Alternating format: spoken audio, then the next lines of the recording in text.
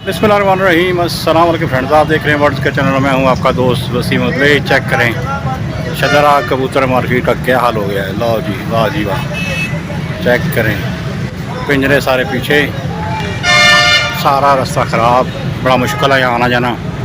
यहाँ नाला बनने लगा है और फिर यहाँ से सिलसिले बनेंगे आगे के। कबूतर मार्केट अभी भी है, ये नहीं कि ख़त्म हो गई है। जो तो चैनल पर नहीं है रिक्वेस्ट लाइक शेयर करें, कमेंट करें, इस तरह आपको वीडियो मिलती रहा करेगी। और अभी भाई की तरफ आए हैं, इसके बाद दाना पड़ा हुआ है, दाना देखते हैं और बताते हैं। अस्सलाम वालेकुम जनाब। साजी की हाल है? साजी की कराता है? सारी पुल बनता पिया ते उनका नाला बना रहे हैं नाल।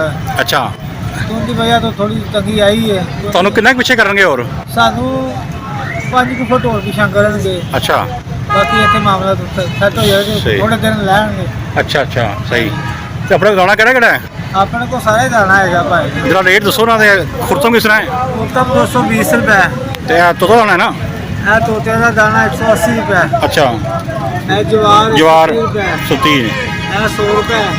ਇਹ ਤੇ ਹੋਇਆ ਨਾ ਮਕਈ ਦਾ ਬਾਜਰਾ, कई का दलिया। ਦਰਿਆ ਮਕਈ कई जाता है जी 140 रुपए।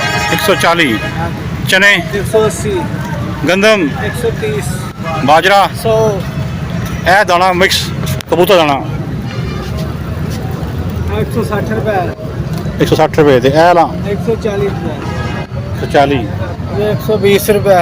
ਇਹ ਦਾਲ ਦਾਣਾ हाँ जी, आप ये 120 रुपए। 120 ਰੁਪਏ ਤੇ ਇਹ ਕਿਹੜਾ ਹੈ? 140। 140 ਤੇ ਸਰਸੋਂ 700 250 रुपए। ਇਹ ਕਿਹੜੀ ਫੀਡ ਹੈ? 10 ਨੰਬਰ ਹੈ 11 ਨੰਬਰ 14 ਨੰਬਰ? ਇਹ ਕਿਸ ਤਰ੍ਹਾਂ ਹੈ? 160 रुपए। ਲਾਲ ਕੀ ਹੈ? ਚੀਨਾ लाल कंगनी है, ਕੰਗਨੀ? चीना चीना। देसी कंगनी है। ਲਾਲ ਕੰਗਨੀ ਕਿਸ ਤਰ੍ਹਾਂ ਹੈ? ये 270 रुपए। ਚੀਨਾ 250 रुपए।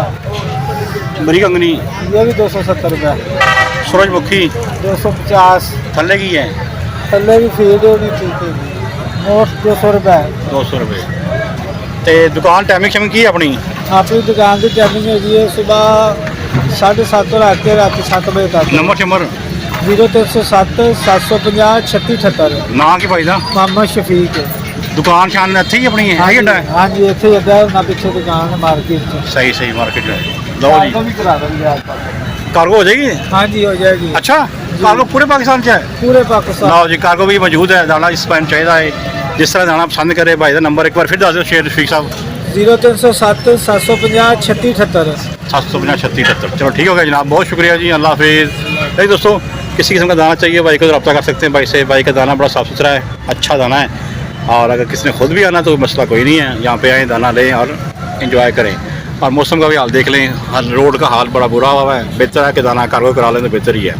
चलो जी, वीडियो ख़त्म करते हैं, नेक्स्ट वीडियो मिलते हैं। अल्लाह हाफिज़।